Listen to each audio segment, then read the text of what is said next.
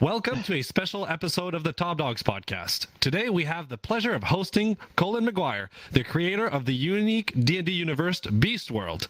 We'll dive into the Delver's Guide to Beast World, exploring its inspiration, concept, and setting. We'll ask Cullen about the influences behind creating a furry-friendly D&D universe, the design of its characters, and the steps taken to build its rich history and societies. We'll also discuss balancing creativity with gameplay logistics, writing adventures, and collaborating with other artists. Join us for an exciting journey into the Beast World. I'm Stream Arkadad. I'm Whiplash Wolf. I am Colton. And I'm Trick the Stick. And I'm Cullen. I'm the aforementioned. Well, welcome to the show, Cullen. So, can you introduce yourself to our audience and why you're on the Top Dogs podcast today? Sure, yeah. So I am running an elaborate scam to get other people to pay for my furry art commissions. And what I do is I take all the furry art and I compile it, and then I put in, a few words. No. Let me start over. So I'm the creator of the Beast World, as you mentioned. We are a tiny company in Buffalo, New York, who make tabletop games content, specifically for Dungeons and Dragons 5th edition. Our setting is the Beast World, which is kind of it wouldn't be wrong to call it a furry take on D&D, but I like to think it's a lot more than that. But that's definitely a good, welcome mat into learning about it, I think. Can you introduce us and our community to the Delver's Guide to the Beast World? What is the overall inspiration, concept, and setting of this universe? Sure, yeah. So in the Beast World, so I've given this pitch a whole lot of times, and whenever I talk to someone new, and I sort of try and tackle it from a different angle every time. The Beast World is so in the Beast World there are dungeon delvers, and it's kind of a D&D adventurers as a profession, like a blue collar profession. And what they do is they travel around the world in delver wagons, which are kind of vehicles and mobile bases and kind of strongholds on wheels. And they look for entrances to this sort of cosmic force that exists underneath the setting, that causes dungeons to pop up everywhere all around. And these dungeons, they always look different and they're really unpredictable. And for that reason, this sort of the Dungeon Delver sort of came to be. The main thing about our setting, other than like the facts about it, the vibe of our setting is that everything is new. The dungeon had just appeared 15 years ago. You get a lot of fantasy settings where, everything cool happened 5,000 years ago. Like everything cool happened and it's already on like a stone tablet and you're not that person, you're somebody else. What we wanted to do was write a setting where you are the people that will end up on those stone tablets. The Beast World as a universe, like the entire world of the Beast World, is only about 1,300 years old total. And there are species that are old enough that they remember that day when the world was basically created. So that's kind of what we think is fun about the setting, is that, nothing is decided. It's not like when you play in sort of official D&D settings and there's 5 decades of history and NPCs, and you're probably not going to break into that unless you're Matt Mercer, So yeah, we wanted to create a setting where people could participate and really feel like they had hands on the world. Does that answer your question? I forgot. I actually do want to input something, because I really think, because I've been watching Delicious in Dungeon, right? So it's a really good anime that's on Netflix. And the fact that you talked about, dungeons, how they're like underlying this cosmic thing and they just pop up into existence, is like, that's like Delicious in Dungeon. Like, I don't know if that's like folklore or anything based on Japan or something, but like, I love that concept of just like dungeons popping up as a result of some cosmic background happening, and it just like pops up, and it's like really good template. And like whoever thought, I don't know if you thought of that, but like it's a wonderful idea for like ever expanding like your adventures in Beast World. Like, it's really great. Basically it's just like a sandbox of like you can just make any dungeon, whatever you want. It's just dungeon based and like anything. I'm just really excited to Good. play in this world. Sorry, I have to Yeah. restart. I will be right You're fine. back. No worries. Stand by, everybody. We'll be right back. What inspired you to create a furry-friendly D&D universe? Were there any specific books, games, or other media that influenced Beast World? Books, games, and other media. That's kind of like, it's kind of two different questions, because what like a lot of, I think pretty much all D&D settings, it started as a game. It was sort of our D&D game for about 2 years, I think, before I decided to haul off and write a book. I've wanted to publish a book for a long time. I got this game together with a bunch of furries, and I was sort of passively part of the fandom, but didn't really have a lot of furry friends for that game. We got together and we started playing, and the game was really good, and it kind of grew, and the worlds get bigger and bigger as you run a game. Eventually, I talked with my layout editor Lexi, and we decided to make a go at it. And the fact that it's a furry setting is really kind of a little bit incidental. It's just sort of the game we were running at the time had a lot of furry species in it, and then from there, when we went to go and write a book, I wanted to make sure that I wasn't going to enter a space that was really, really crowded, because I really wanted to do it right. Like the reason I didn't publish a book before now was because I promised myself that I wouldn't do it all through my 20s unless I really felt like I had the resources and a killer idea that I thought was going to work. And it turned out that there's not actually a lot of great answers to what if I want to play D&D 5e as a furry character. There's a lot of kind of animal races in D&D that are kind of sort of furry, but like I'm sure that all of you guys know, like it when you see it, and anything that isn't 100%, like if it's not made by furries, you can always tell when it's like, oh, this is an animal that walks, this isn't. So we were encouraged by that. So that's kind of how we got into doing it. Kind of a little bit like the Khajiits in like Oblivion and Skyrim and stuff like that. Yeah, Khajiits are awesome. Like I think they're really cool, and like a lot of the options for like animal people, like Tabaxi is a race in D&D. It's like of cat people, and they're really cool. Like they have really good background, but they're not furries. Like you can tell. Like there are people who take their Tabaxi characters and then make like furry references out of them, make OCs from them, but in its inception, you can tell that it's not really intended for furries. And that's kind of why we went. So I'm kind of curious, what consideration did you have in mind when designing furry characters for Beast World? How did these characters differ from traditional D&D races? So that they don't. That was our goal, actually. We wanted the book to feel like more than just a list of things that animals can do grafted onto a D&D character. So one of the things that people notice all the time is that animals can see in the dark better than humans, but not all the species in the beast world have dark vision, which is the D&D power to see in the dark. And that's because we didn't want to just list out what's cool about each animal and then that was it. There's definitely some of that inspiration in there. For instance, like our otter has an ability called Noodle Body, where they can fit into any space that's at least the size of their own head. Because, otters are twisty like that. And ferrets are the same way. They actually share a species in the beast world. And they both have this noodle body ability. It's sort of what ties them together. That is super cool.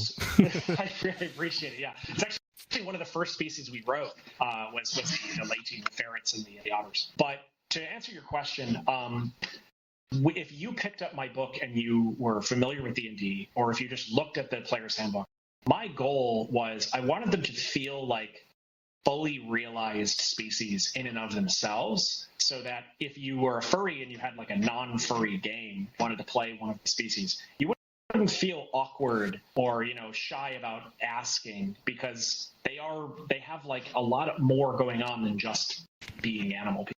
So you're trying to make the game a little bit more approachable to non-furry players. It doesn't feel as weird or strange to them.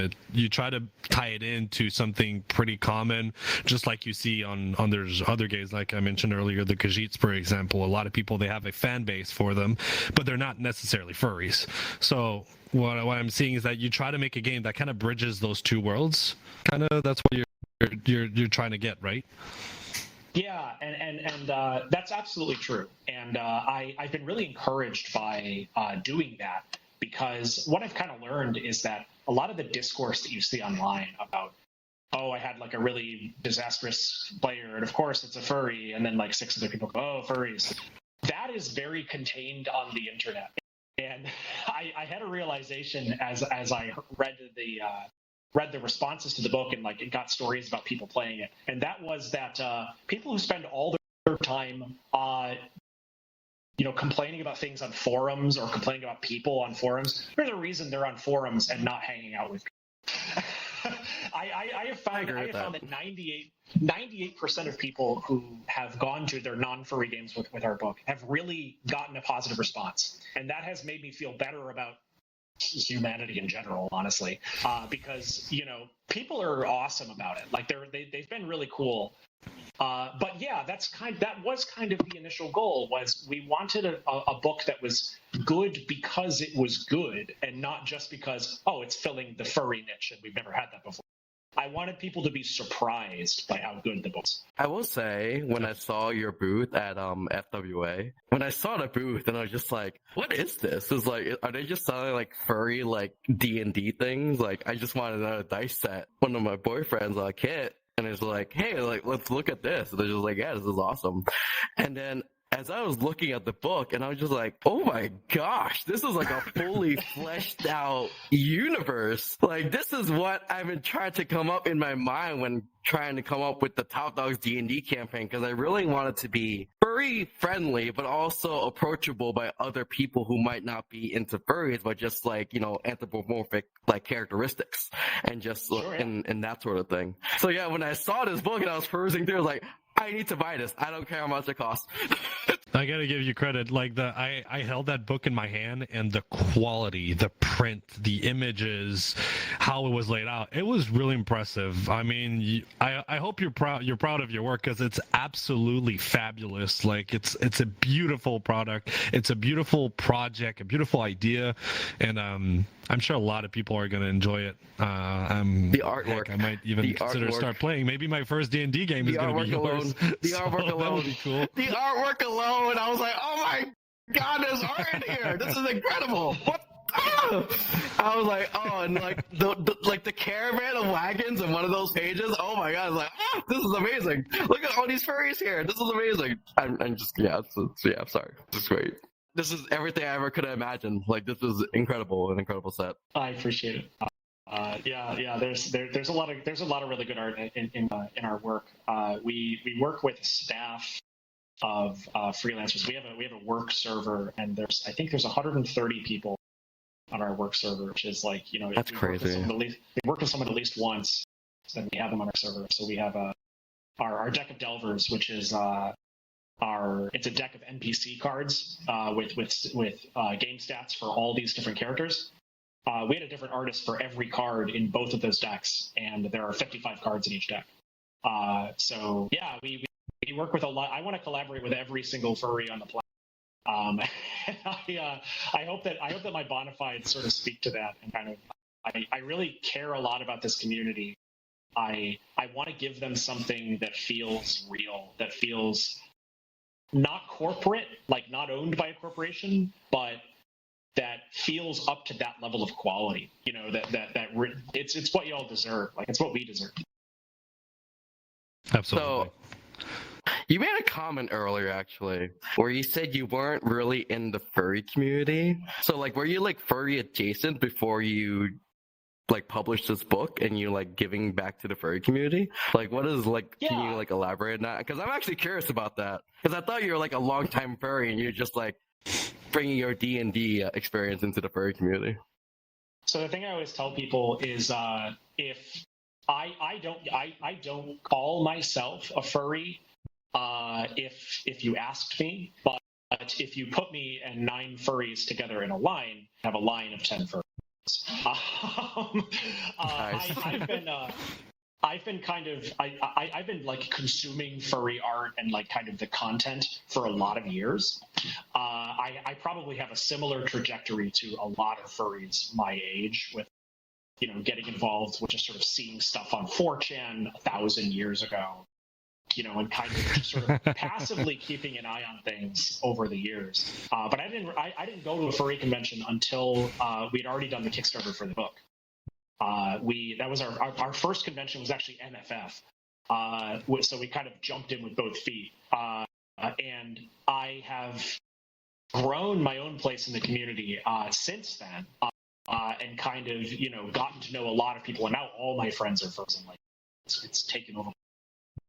Yes. My friends that weren't furries, One of us. I catch them talking about people, and I'm like, where did you hear that word? How do you know about that artist? And then it turns out that like they've been behind my back, kind of becoming furries too.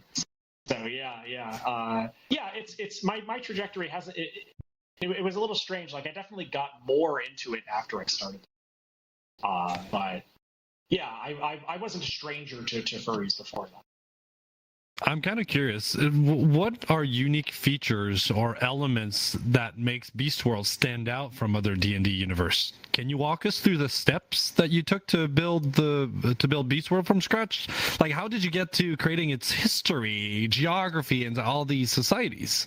When we put the book together, one of the important ideas in the book, and sort of my ethos as a writer, is when I'm writing the book, and especially when I'm editing, when I go through and read it again, we read every page, and then if there's not ideas for a game, like if you couldn't spin the ideas on any given page out into a whole game, then it shouldn't be in the book. I try not to waste your time. Like the book is obscenely long.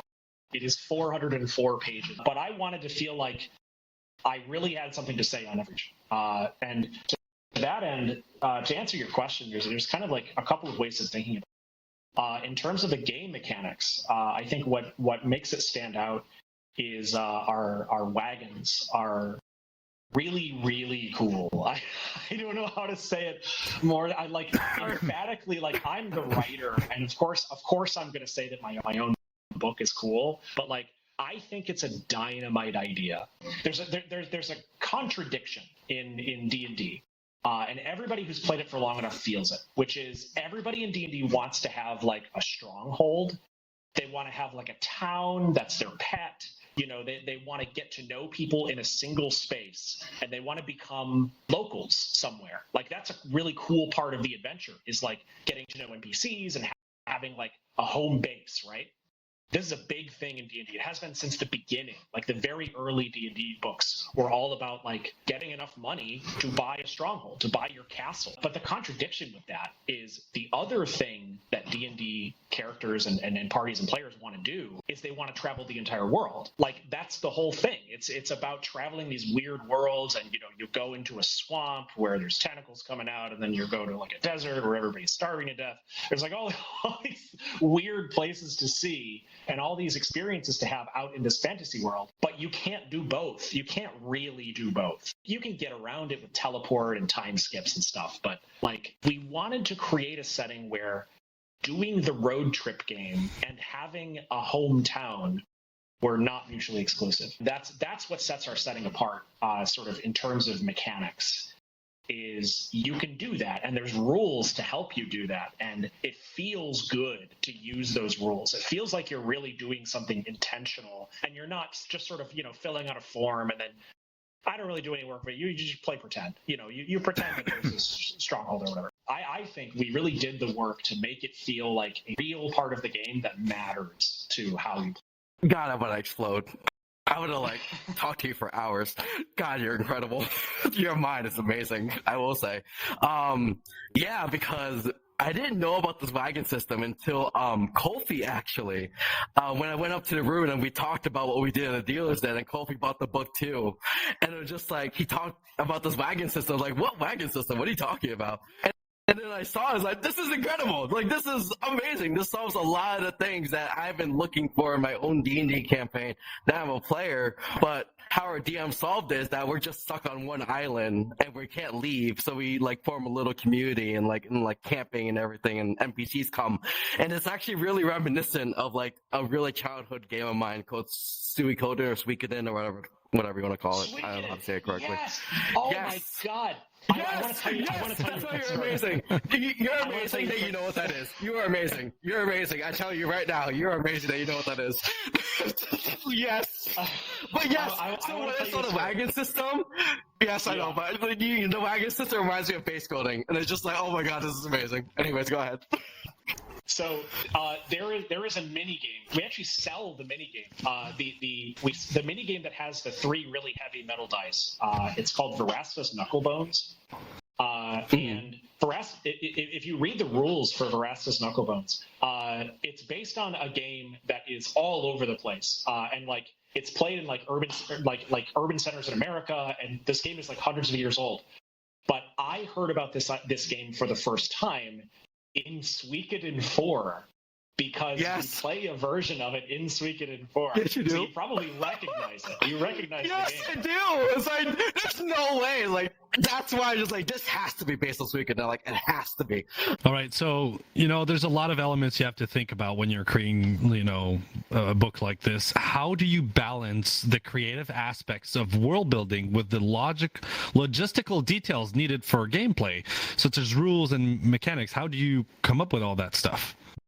Like I mentioned a little bit ago, we try not to waste your time, and we do want to offer like a wealth of options, and we want because that's what's best about D&D, and it's what in my opinion, no other game does better, and nobody really talks about it enough. Is that D&D has a lot of options.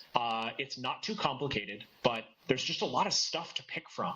There's a lot of ways to realize your own character.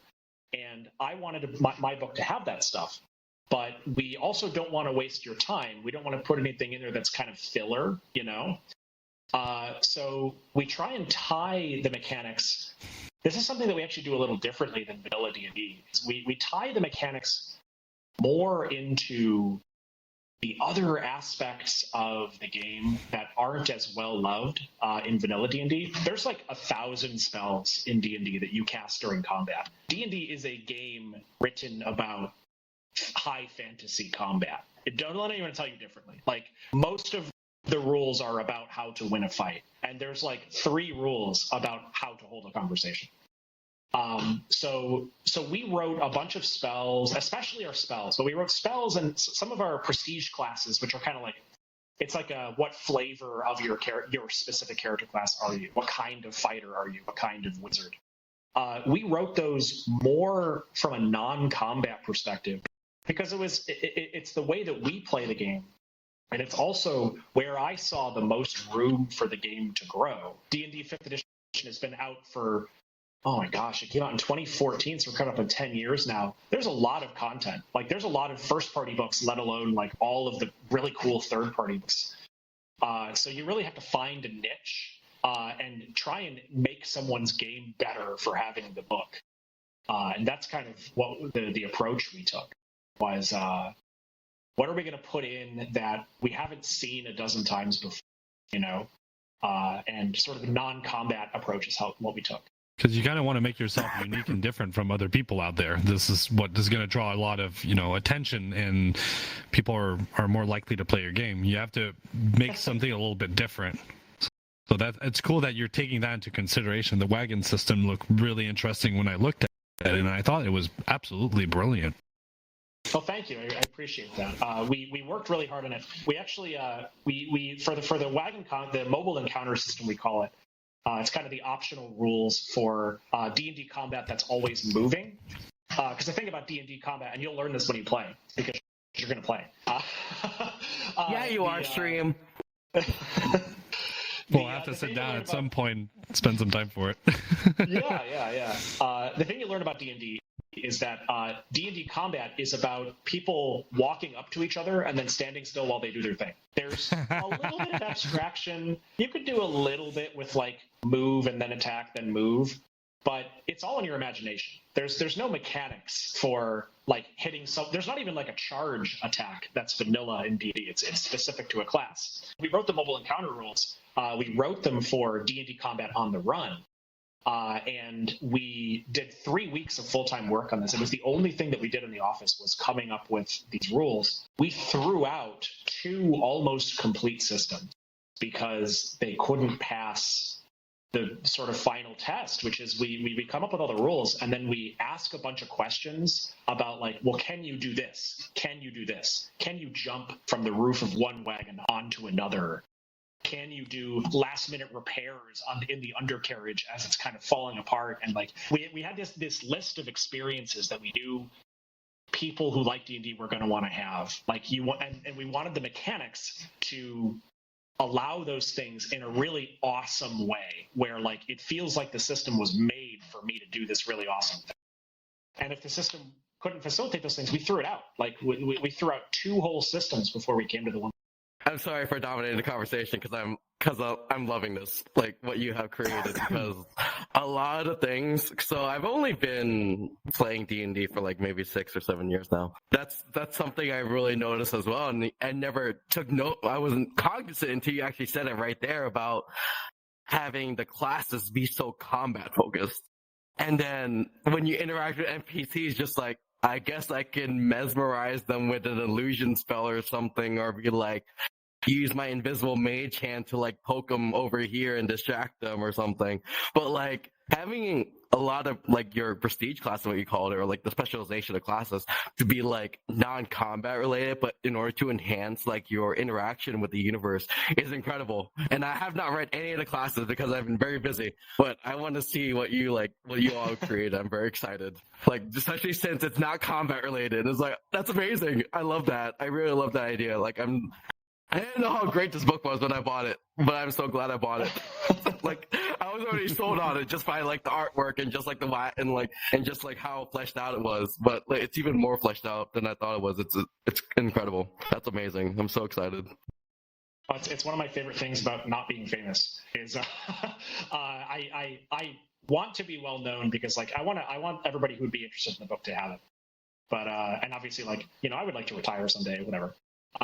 But the thing that I like about not being super popular and well known is if you're I think our work is good, and because our work is good, nobody's ever heard of us, so we get a lot of like surprise, like, oh my god, why haven't I heard of this? This is like a secret that I'm discovering. I love that. Like, that's my favorite kind of feedback. That means a lot to me. And yeah, like you know, you've played before, so that makes sense. Like, by all means, dominate the conversation. Yeah, I just love D&D a lot. Like I play weekly, and I'm just like, it's incredible. Yeah, thank you. Okie dokie. Stay updated with our Top Dogs podcast by subscribing to our YouTube channel, ringing that notification bell, and following us on your favorite podcast platforms. Hit that follow button to be notified for every new episode. Share the love by leaving us a quick rating as well. Connect with our community by joining our Discord server and Telegram chat community. And you'll find all the necessary links in our Linktree down below. We appreciate your support. Hey, Top Dogs fan, if you're looking to snag awesome perks while supporting us, explore our server subscription on Discord or Patreon. By becoming a podcast supporter, you'll access exclusive behind-the-scene footage, join supporter meetups, express yourself with a custom hand-drawn emoji featuring the Top Dogs team, and chat with the podcast team and fellow fans. Plus, we've got the brand new After Dog show for mature audiences only at $2.99 a month. Craving more? Upgrade to the Podcast Supporter Plus for $5.99 a month and enjoy episode voting, suggest podcast episode, and become part of our live audience. Plus, unlock exclusive sneak peeks of upcoming ideas, merch drops, and much more in the future. We also have a brand new feature where if you don't have a VR headset, or a powerful computer to run on desktop, we also offer streaming of the episode directly on our Discord server. There is no obligation to join these subscriptions, but your support genuinely makes a huge difference for our team. And to those who've already subscribed, a heartfelt thank you sincerely from the bottom of our hearts. And if you don't follow our socials, I think Whiplash has something to tell you guys. What is it, Whippy? Nah. And maybe just Whippy. We're gonna force I think you to he's play just D&D. gonna come. No, he's gonna Nah, I mean, get I to think your really- place and steal your D&D books. Not the D&D book. I need it. No, mix the dice up. He's gonna come and mix all your dices up. No, I'm No, gonna he's come got my my Cullen's trophy house and D20. steal my shirt back that he took. Yeah, that's right. For the question of the week, what D&D class would your persona be? Kofi Cola says, like 90% of all my D&D characters, a bard. Tesla of Waffle says, this is probably one of my favorite questions because that is what I heavily implemented on with my character.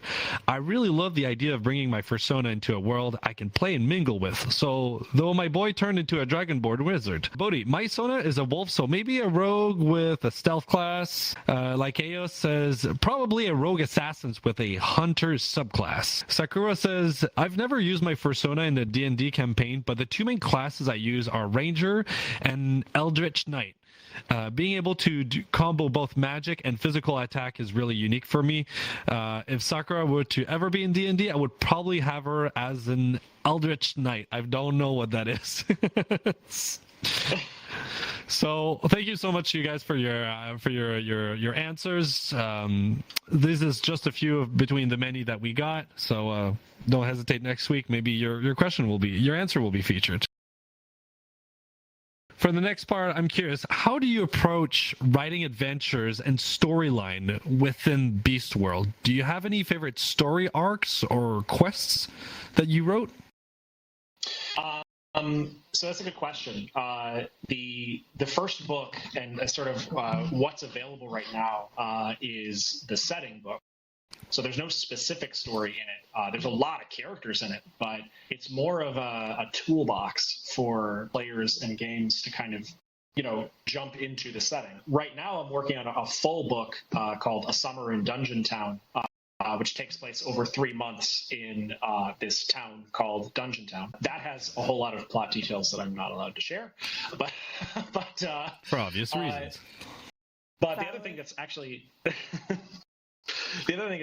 out right now is the Path Post Dungeon Scout Kit, which is it's a book of 6 smaller adventures. They're kind of 1 or 2 shot adventures, and I actually wrote a couple of those. And my favorite one is probably Fiametta's Dungeon Grand Prix. It's about this mechanic who wants to get into the world of events promotion.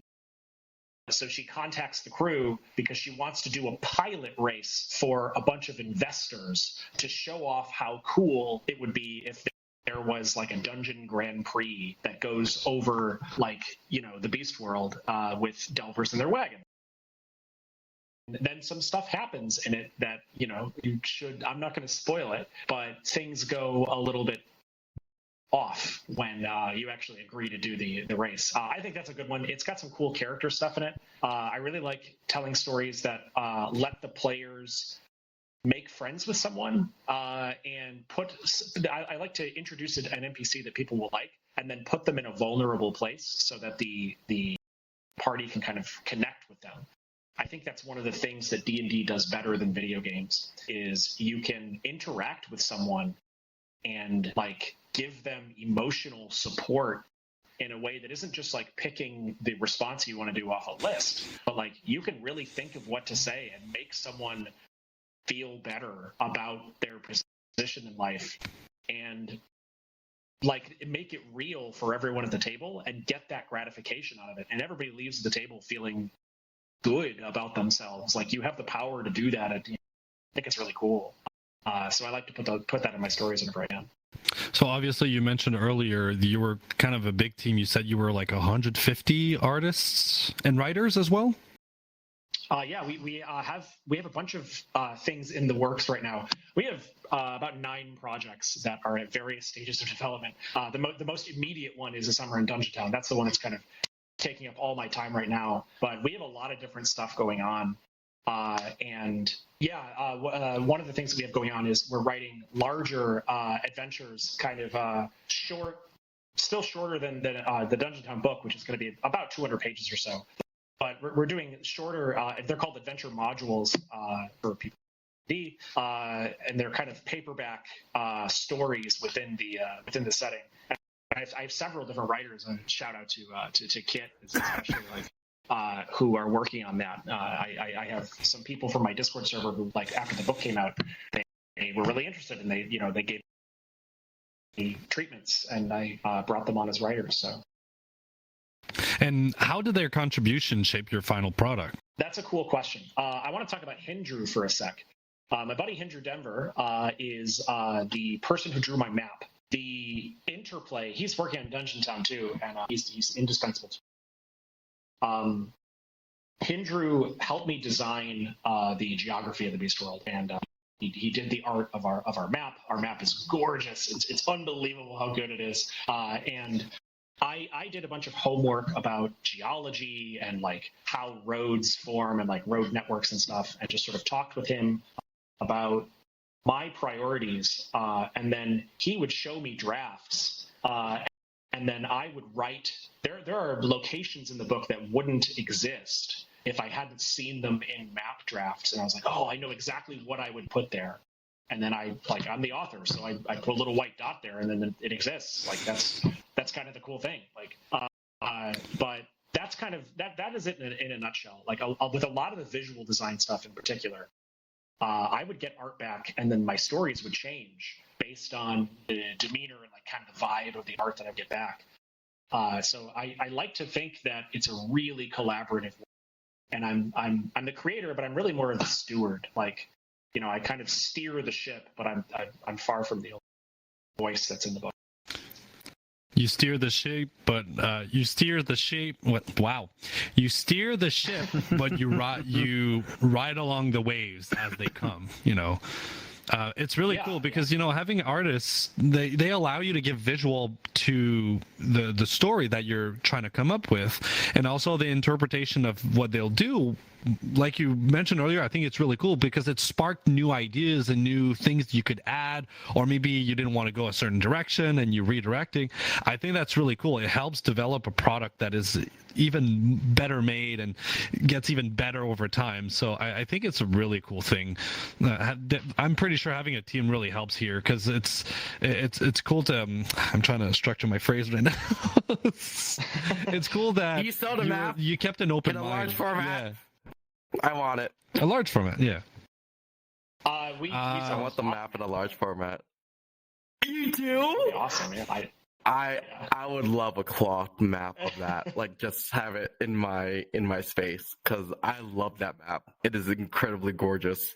Like how it's structured and everything. Like, I can look at that for hours. Just the art alone. Send me a DM. Yeah, absolutely. Yeah, I will. Go on Vistaprint and get it printed on a big canvas. Right, that's what I'm thinking.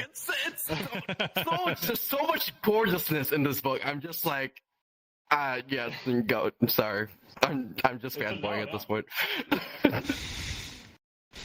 So as you were working with your colleagues, I'm kind of curious, can you share any memorable moments or stories from developing or playing Beast World?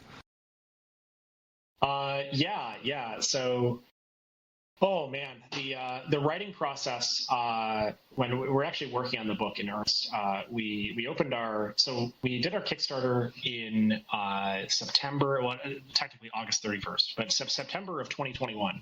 And then in the immediate months after that, we were kind of getting everything set up.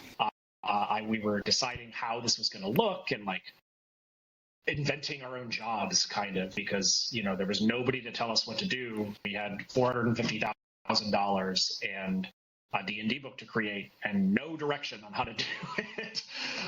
So our office is, as of right now, there are 5 people in our office. But at the time there were 3 people. It was myself and Lexi Fox and my buddy Celius, who is our kind of managing producer. And that January we got started, and we went deep into the fire. If I can share like a vulnerable, like I struggle with attention deficit disorder pretty bad, and it's tough for me to have any kind of assignment that doesn't have a deadline. And there wasn't a strict deadline for our book. There was an estimated delivery date of book. But beyond that, it was just sort of like, keep us updated and whatever. Like, that's how Kickstarter works. And that is, I mean, that's really liberating on one hand. But on the other hand, it's like a death sentence for productivity for people with ADHD in a lot of ways. And that March, we were a few months into it. That March, we were having problems. Like I was having a lot of like motivation issues and like, you know, just feeling, I don't know, like feeling like an imposter, like kind of like, can I actually do this? Can we actually get a book out? You know, it just felt so daunting at the time to have promised a 400-page tome that I had finished, you know, 30 pages of at the time or whatever. But you know, we got through it, and it was only with the others. It was only with Lexi and Celius' help that I was able to get through it. And that's kind of that's the mission statement of our whole deal. Through working with other people, and like, you know, we do our best work when we have someone else to kind of hang on to as we learn to do it. And we try and stay curious and, you know, catch each other when we make mistakes as we learn new stuff. So yeah, that's a story. I'm kind of curious. Thanks for sharing that, actually. Oh yeah, got you. So Colton, I'm going to ask a question for everybody because I realize, like, Trick, I don't know much about you or Whiplash, but like Colton, you did mention that you have experience playing D&D. You've been a DM as well, a dungeon master, for people that don't know. Trick, what's your experience with D&D? I played D&D for a lot of high school. That was one of our things that we did for fun, was played Dungeons and Dragons. I got killed a lot by the DM originally. My first DM did not like me. He hated me and loved to kill me off. That's not fair. Oh my god. Oh man. What about you, Whiplash? Any experience? I mean, I have very, very liminal experience. When I first became like friends with the people I am with now, we did a few sessions, and honestly, we didn't finish like the actual journey itself. So it's been like 8 years too, so I mean, I can't really remember the entire thing. But I would like to get back into it, honestly, and listening to this tonight, I actually would love to try it, especially with this one over here.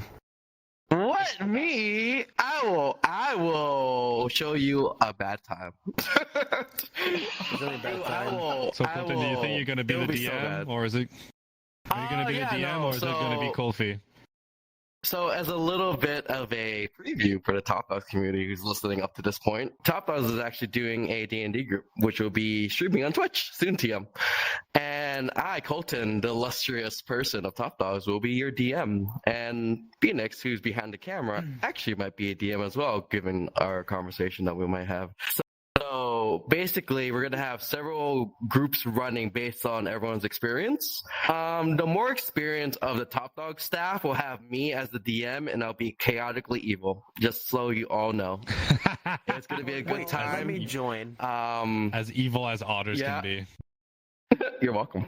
So what is you guys' experience playing D&D? Like how long you've been playing it? How many total hours approximately have you played?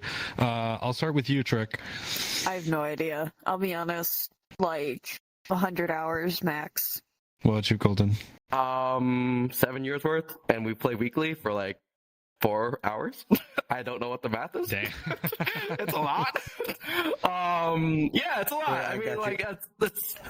Yeah, you got it. All right, thank you. So it's 4 times 52 times 7. 1,400 hours.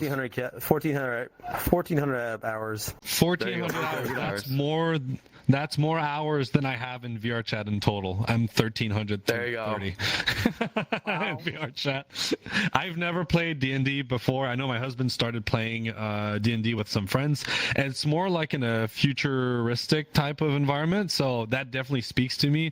Me personally, I'm not a big fan of like old medieval style, capes and like dragons and swords, and I prefer more the modern style stuff like cyberpunk or like futuristic, like Mass Effect. That would probably be my style. Though yours looks really interesting. It has a little something in between that could really catch on my attention.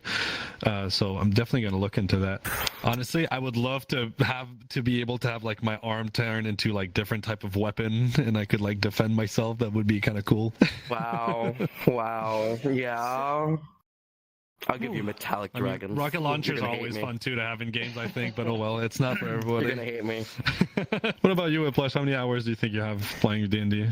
See, probably like 50, 60 hours. Because the first time I actually played it, we kind of like went deep into it, and then just stuff happened, and we just stopped playing. That was about it. It's been a while. What about you, Cullen? How many hours have you played?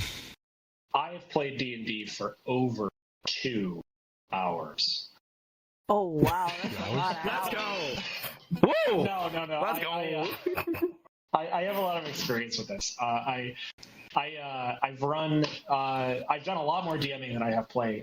If anybody wants to run a long term, that would be awesome, because I've run 2 different games from level 1 to level 20, 2-year campaigns, and then I've done 2 other campaigns that were kind of jumped around a little bit. Those were multiple years long too. And then the Beast World game, obviously, is it's going on 4 years now. Now we have time for one more question. So, Cole, I'm really interested in this one. I'm really curious to hear what you're going to say. What advice would you give to someone looking to create their own unique and furry-friendly D&D universe?